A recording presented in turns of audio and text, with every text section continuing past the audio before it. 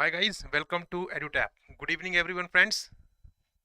I welcome you all to this session where we are going to discuss the live answer writing practice. Guys, this is the session number 2, that is ESI answer writing practice part 2, in which we are going to discuss the live answer writing practice. So I welcome you all guys. Good evening everyone.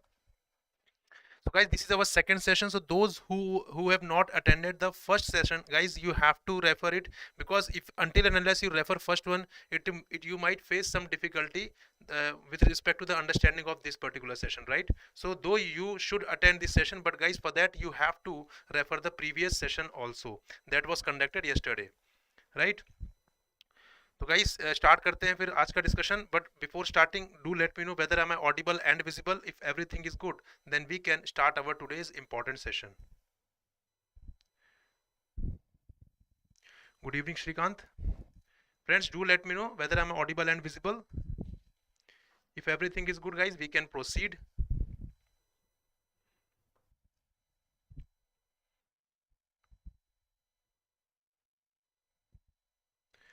So guys, I am considering that everything is good,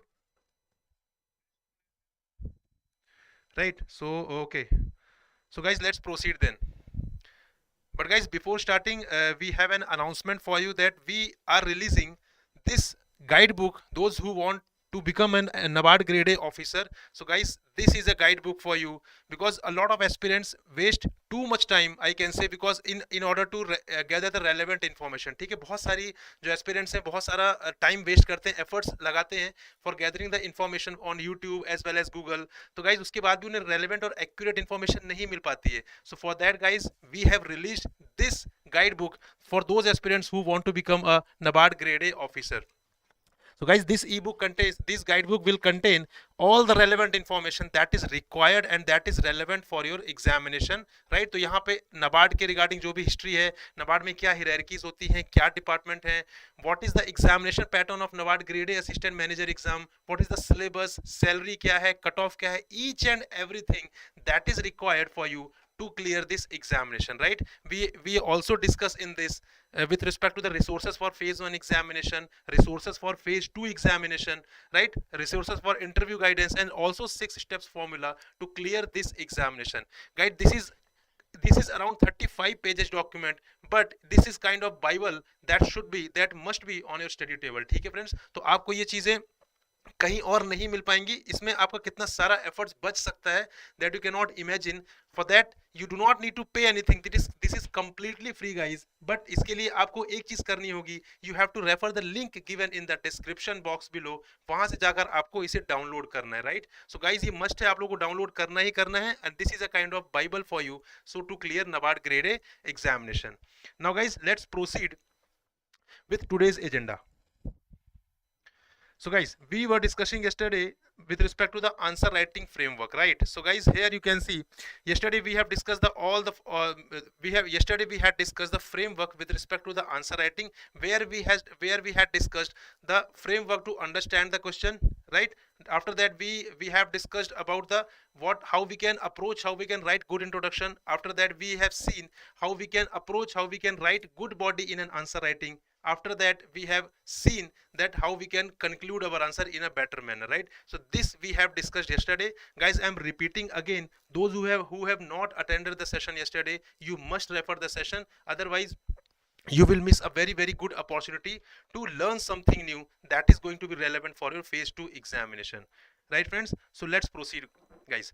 So guys, today in this session we are going to discuss the live practice session. ठीक है, यहाँ पे हम live practice session, live practice question हम यहाँ पे solve करने वाले हैं. So that is in front of you. So the question is, farmers' dependence on non-institutional sources of finance has been on decline. Right? So guys, यहाँ पर आपको सारा प्रोसेस पता है. You have to follow step by step, right? Whatever we have discussed yesterday, you have to follow each and everything. So what was the first step with respect to any question yesterday? Guys, we had discussed that first of all we need to identify the keywords in any question. ठीक है? So whenever any question appears in front of you in the examination. So what is the first thing that you need to do? You need to identify the keywords in the question, and after that you have to identify the micro question. So same thing that we are going to do in this question itself. So guys, this is a previous year question that was asked in the NABARD Grade A phase 2 2021 examination, right? So इससे अच्छा answer, इससे अच्छा question हमें नहीं मिल सकता discuss करने के लिए. So that is why I have taken this question for the discussion. So guys, first of all, the very first thing is we have to identify the keywords. So you know very well that the very first step consists of two sub steps, that is identifying keywords and micro questions. So if I talk about the keywords in this question, so what are the keywords? You need to read it carefully, and I already told you that whenever you identify the keywords, your answer should confine, your answer should be around that keywords, right? So वो आपके answers को relevant बनाता है, right? So for that आप जितना ज़्यादा relevant answer लिखेंगे उतने ज़्यादा there is a probability of getting higher marks in that particular question, right? So if I talk about keywords, so keyword here is farmer dependence, non-institutional sources, and decline, right? So these are the keywords with respect to this question, right? Now guys, it's time to identify the micro questions hidden in this main question. So this is a kind of statement based question where you can see where it is very difficult for you to understand the question, to identify the hidden and micro question. So that is the exercise. We have already discussed the same thing in yesterday.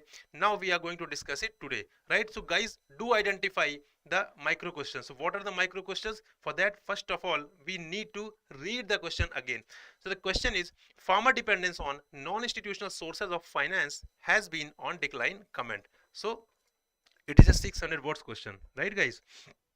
Now guys, here you can see the keywords, the micro questions. So the first micro question will be facts, data justifying the decline of farmers' dependence on non-institutional sources of finance. So guys, if you agree with the statement that yes, farmer dependence on non-institutional sources of finance has been on decline, then you have to show it, right? You have to show it with the help of facts, with the help of data that justifies that yes, the decline of farmer dependence on non-institutional sources of finance is there, right? But similarly, if you do not agree with the statement guys, so you are supposed, again for that also you have to mention, you have to justify yourself with the help of facts and data. So whatever you are quoting guys, you have to justify that. Okay, I already told you yesterday that in descriptive answer writing, in subjective answer writing, there is nothing wrong or right, right? As far as you are able to justify anything, that is correct, right guys? So number 2 will be, what are the reasons for decline of farmers' dependence on non-institutional sources of finance? Okay, again if you read the question, so you will easily identify that we need to discuss the reasons for decline of farmers' dependence on non-institutional sources of finance. Number 3 is, again if you read the question carefully, you can easily identify this, that is institutional sources of finance disbursing credit universally, which means that is there only existence of institutional sources, or non-institutional sources are also there in the economy? So that is the question number 3, that is institutional sources of finance disbursing credit universally? If not, then what are the reasons for that? And after that, last but not the least, what are the measures to improve the reach of institutional credit? Right guys, so this should be the agenda. This we have to identify, and this is the kind of structure for our answer, and we will follow this. We will answer all these questions in our answer, so that will make our answer complete with respect to this question, right? So the question number first is, we have to give facts and data that justifies that yes, decline of farmers' dependence on non-institutional sources of finance is there, right guys? So this we will discuss in introduction part, and rest of the 3 questions we will be discussing in the body parts, right? I hope you are getting it, right guys? So chaliye, so let's begin with introduction. But before that guys, yesterday we had discussed that what are the possible types of introduction. So we have seen that you can start your introduction by giving some recent context, right? We can also start our introduction with the help of real life example, or we can give some quotes also, but that is subject to case basis. That depends on case to case basis, ठीक है? तो वो आपको, for that you have to understand the question carefully, and you have to decide which of the following possible introduction you will apply for that particular question, right? Okay guys, so let's proceed. So if we see this question, so this question falls under this introduction, right? So for this question, the best relevant possible types of introduction will be this one, that is fact and data based introduction, right? So guys, we have seen yesterday that what are the good components of good what are the components of good introduction. So we have seen that there must be relevance, that must be there must be conciseness, and there must be a linking between the introduction and body. This we have already covered, guys. I'm repeating it again. Those who have not attended yesterday's session, guys, you must attend that session. After attending that, you will get the insights how you can present your answer in a best possible manner and fetch highest possible marks, right? चलिए से start करते हैं फिर then. So guys, we have to introduce our answer, right? We have to give introduction for this question. So the question is, again we are reading it again. So farmer dependence on non-institutional sources of finance has been on decline, right? So what we are going to do, we are having the data, the fact-based introduction in for this particular question, right? So here you can see how we can approach it. We can approach it that in the 1950s, the rural agrarian credit needs were traditionally met from the non-institutional sources, largely through the local money lenders. The evolution of the institutional structure through various government policy interventions changed the scenario, whereby institutional sources, primarily through commercial banks, became the major source of rural credit, right? Now, we are mentioning some report also here that according to Addis report of 2013, non-institutional sources were dominant in 1951, accounting for 90% of the outstanding debt of cultivator households, but their share declined sharply to 37% in 1981. So here you can see that we are substantiating our answer with the help of report. We are justifying this thing that yes, there has been a decline of dependence on non-institutional sources of finance, and in the justification what we are giving evidence here that according to this report in 1951 non-institutional sources were dominant, accounting for 90%, but later on that declined to 37% in 1981. Again we are mentioning some another report, that is as per NAFISH report 2016-17, the share of non-institutional credit in 2015 was 28%, right? It was 28%, which was 37% in 1981. As against this, the share of institutional credit in agriculture increased from 10.2% in 1951 to 63% in 1981, right? And thereafter, the share of institutional credit was hovering in the range of 63 to 65% during 1981 to 2013. Again, as per NAFIS in 2015, the share of institutional credit was approximately 72%. Right, guys? So here you can see that we are justifying this statement, right? Because we agree with this statement that yes, there is a decline of dependence on non-institutional sources of finance, and what we are giving in evidence, we are giving this one in evidence of this particular statement. So this I can think the good introduction for these kind of questions, right? Now guys, you have to, I hope you must remember that we have to create a link between the introduction and the body, because we have to make a flow in our answer, right? So here you can see the connecting line is there. The trends of decline in non-institutional sources of finance can be clearly seen. कहाँ से? यहाँ से, ठीक है, जो हमने ऊपर discussion किया हुआ है. But the question is, what are the reasons for the same? So here you can see how we can make a connection between the introduction and the body, right, guys? So now, after reading this particular line, examiner will get to know that what I am going to discuss next, right? So there is no complete uncertainty between two components. Rather, now examiner will get to know after reading this particular line that after introducing the same, now we are going to discuss the reasons for the same. The reasons for what? The reasons for decline in non-institutional sources of finance, right? Now we are going to discuss that one also. So but before starting, guys, if you remember yesterday we have discussed that there are 6 main components under the body. That is, we have to address all micro questions, we have to make a logical flow in our answer, we have to insert stats, examples, case studies, right? We have to use a mix of paragraphs and points and use subheadings. We have to use headings that convey ideas properly, and we have to make a relation between problems and solutions. What are these? That we have discussed in detail in yesterday's session, right, guys? So we have to fulfill all these things in our today's answer. So how it can be ensured? Let's see that. So guys, number first, we are going to discuss the first micro question, that is reasons for decline of farmer dependence, right? So this is the first micro question.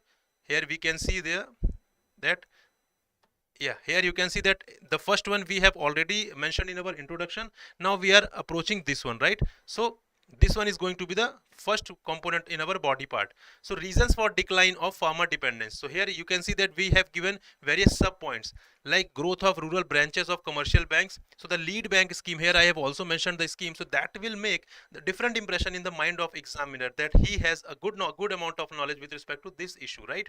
So the lead bank scheme was launched, under which a lead bank was designated for each district to take the lead role in surveying the credit needs of the population and developing banking and credit facilities. The banks were also mandated to ensure that rural and semi-urban branches maintained a credit deposit ratio of 60%. As a result, many branches had been opened in rural areas. So here I am giving first reason, right? Second reason, establishment of RRBs, that is regional rural banks. So in order to widen the reach of institutional credit, particularly among small and marginal farmers, the government also decided to establish regional rural banks in 1975. The branches of RRB served to improve further the farmers' access to credit. Guys, the main agenda of this session is not to give you answer, right? Is not to give you the explanation of any particular question. Rather, the main purpose, the main agenda of this session is to show you how we can approach any particular answer, any particular question, right? So that is the main intention behind this session, and you have to learn that question may be different, question may be a variety of question will be there in your examination, but the main thing is how you approach that particular question. That is important, and that will ensure your selection, right? So you have to understand this thing in these sessions, right, guys? So number third is priority sector lending norms. This is again one of the reason for decline of farmer dependence on non-institutional sources. So in line with the thinking in government that commercial banks should play a developmental role in the country, the Reserve Bank of India moved to improve the availability of farm loans from commercial banks to neglected areas in 1972 by introducing the requirement that banks allocate a proportion of aggregate bank advances to priority sectors, right? So this is again one of the important reason for decline of farmers dependence. Next we can see self-help groups, bank linkage programs. This program was commenced, right, by the government. So under this program was also the main reason of decline of farmers dependence on non-institutional sources of finance, right? So the SHG bank linkage program is an important plank of the strategy for delivering financial services to the poor in a sustainable manner. Under this program, SHGs come together and gain financing access through banks by pooling in their resources. The pilot project was started by NABARD in 1992 as a partnership model between SHGs, banks and NGOs. Later on, RBI approved guidelines to banks to enable SHGs to open accounts. This was coupled with a commitment by NABARD to provide refinance and promotional support to banks for the SHG bank linkage program. So guys, here you can see that we are using a lot of data. We are using the name of regulatory bodies, the government bodies, organizations. So these all things, if your answer consists all these things, examples, reports, name of government bodies, year, right? So these all things make a different impact in the mind of examiner, and he will definitely award you the highest possible marks for that particular question, right? So this we need to remember. Next, if we can discuss, so here you can see special agriculture credit plan. So with a view to ensuring that the flow of credit to agriculture increases substantially, RBI advised banks in 1994-1995 to prepare an action plan for disbursement of credit to agriculture. Accordingly, each bank prepares a special agriculture credit plan segregated into quarterly targets, which is monitored by the RBI. Earlier, the SCAP mechanism was applicable only to the public sector banks, but it was extended to private sector banks in 2005 and 2006. Further, another initiative, another reason for decline of farmers' dependence on non-institutional sources of finance, that is 2004 initiative for doubling of agricultural credit.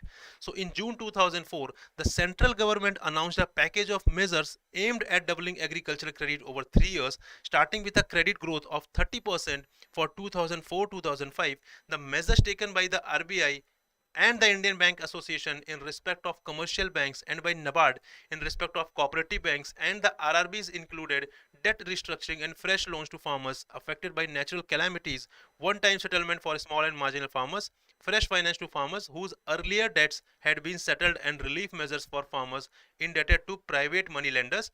This initiative was immensely successful and actual disbursement of credit exceeded the 3-year target. Guys, I hope you are getting it. these, how you can elaborate your points, how you can make the explanation, so you can give with the subheadings with respect to your body component, and you can elaborate it little bit, right? Though here elaboration is too much, because I am trying to give you the insights that how you can approach that particular answer. But in examination you will have either 400 words question or a 600 word question, so you have to frame your answer accordingly.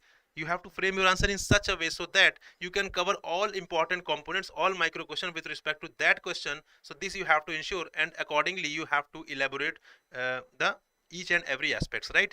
Next is Kisan credit cards, guys. The Kisan credit cards scheme introduced in August 1998. So here you can see that we are mentioning the name of a scheme as well, right? We are mentioning the name of initiative as well. So these all things make your answer the perfect one, right, guys?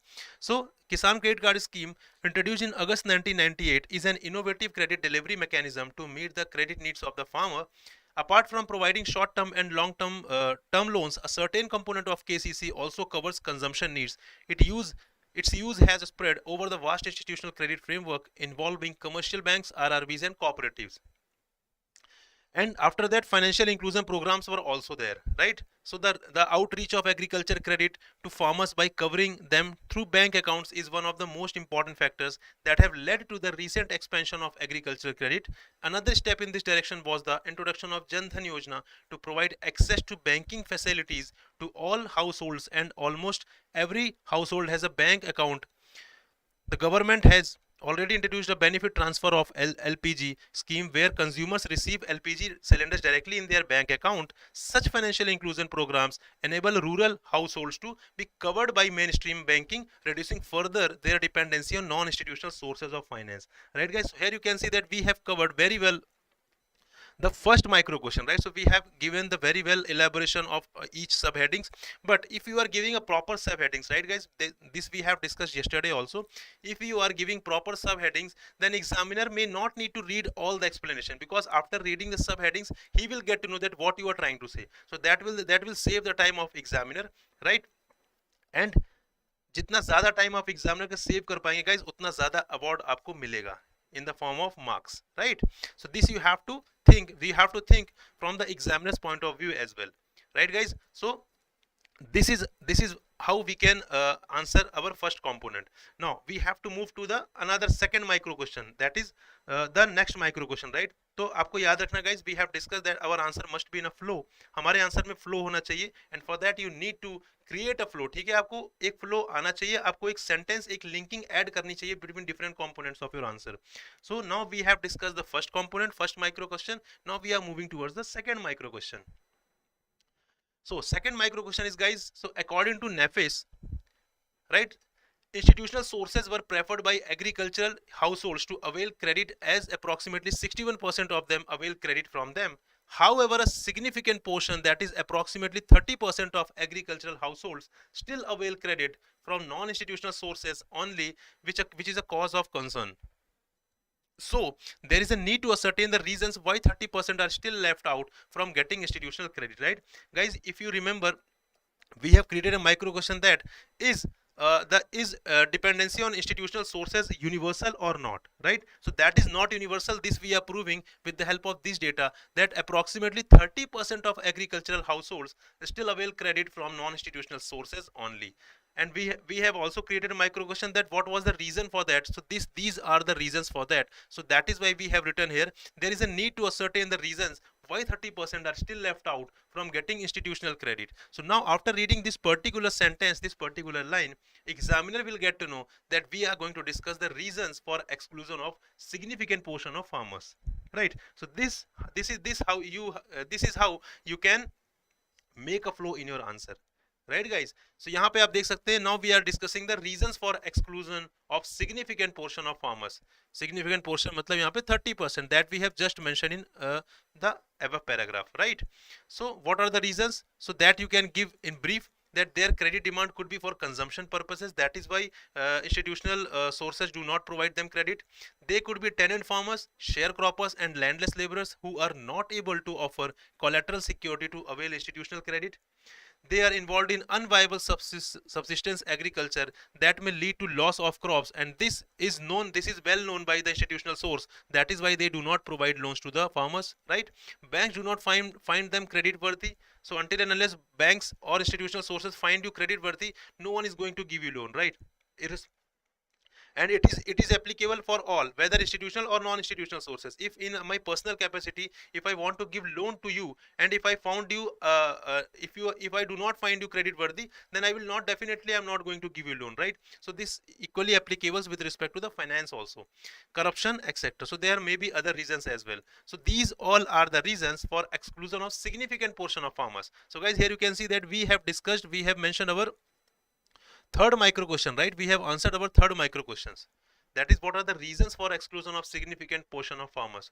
Now it's time to move to the fourth micro question, right guys? So but before that, we have to create a link, right? We have to make a flow, that you need to remember. So as a result, these farmers find it convenient to borrow money from non-institutional sources. Why? Because due to these reasons, the farmers find it convenient to borrow money from non-institutional sources due to easy accessibility. Therefore, there is an urgent need to take some steps to improve the reach of institutional credit, right? So guys, here you can see that now after reading this particular sentence, examiner will get to know that what we are going to discuss. We are going to discuss the measures to improve the reach of institutional credit. So this is how you can make a flow in your answer. Now next we are going to discuss our last micro question, that is measures to improve the reach of institutional credit, right? So what are the measures? Digitization of land records. So Government of India started the computerization of land record scheme to digitize all land records in 1988-1989. Thereafter, in August 2008, the Digital India Land Record Modernization Program was launched by Government of India with the aim to minimize scope of land or property disputes and enhance transparency in the land records, right? So we have to ensure its effective implementation. So whatever have been started by the government, now it is our responsibility to ensure its effective implementation, right? If proper digitization of land records will be there, so what they will result, they will result in the exact knowledge of the owner of that particular land. And if a loan giving agency have perfect knowledge of the owner of the land, owner of any particular land, so in that case they will provide the credit, right? So that is why digitization of land records can be one important measure. Next is land leasing framework, guys. You all know that Model Land Leasing Act recommends that all lease arrangements be made formal, and farmers cultivating on leased lands can be given access to benefits including farm credit, right? So we have to ensure that we are implementing this particular act pan India, on a pan India basis, right? So land leasing framework is another measure through which we can improve the reach of institutional credit, right guys? Third, you can see federal institution in agriculture, right? So the union government in the past has suggested several reforms in the field of agriculture through the Model Agriculture Land Leasing Act, Model Agriculture Produce and Livestock Marketing Act, Removing Agricultural Commodities from Essential Commodities Act, Digitization of Land Records, and ENAM, etc., right? So here you can see that we have mentioned the various initiatives, right? We have mentioned various initiatives here. So these all things will make your answer the perfect answer, right? However, the implementation of such reforms has not been very encouraging, as many a times state governments might not be taken on board during the consultation or implementation process to take their concerns into consideration. In order to consult states and build consensus among them over reforms related agriculture, there is a need for federal institution established on the principle of cooperative federalism, having representation from both central and state government. So basically this is our need, right? If we fulfill this need, we can ensure that the reach of institutional credit will definitely be improved, right guys? Then next you can say the digital innovations in agriculture sector. This will also play a crucial role in improving the share of institutional credit, right? So the emergence of farm technologies integrated with robust ICT framework and other farm related innovations hold tremendous potential to positively impact the growth in the agriculture sector. The technological innovations leverage tools like Internet of Things, cloud, big data, etc. Some of the major developments are discussed below. So guys, these all things we know very well.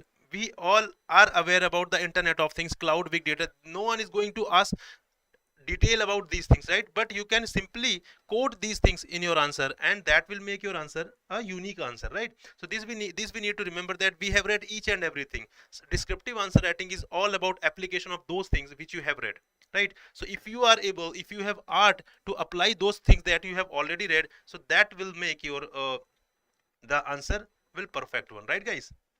So here we are mentioning some technology also. ENAM, a technology-driven unified national level market platform that integrates the physically dispersed markets, enabling better price discovery for the farm produce. Digital technologies such as remote sensing and geotagging, which helps in crop identification, crop production, forecasting, crop acreage and yield estimation, assessment of crop progress and crop damage, soil health and soil mapping, water resource mapping and climate change monitoring. If these all things, if we are ensuring these all things, so that will lead to increase the share of institutional credit. Why this is so? Because if credit disbursing agency is sure about the crop identification, is sure about crop production forecasting, so they will definitely lend, they will definitely give credit to the farmers, right? If they have certainty with respect to these aspects, then they will definitely disburse the credit. Otherwise, if they have uncertainty with respect to the crop identification, crop production, crop acreage, right, yield estimation, so they will definitely not go to give them loan, give them credit, right? So I hope you are getting it. So how, this is how you can approach this particular model, this particular micro question, right guys? So I hope you are getting it, what I'm trying to say. Now guys, it's time to discuss the conclusion. So as you all know that we have discussed yesterday also, that conclusion has three parts, that is conclusion starter, supporting sentences and closing sentence, right?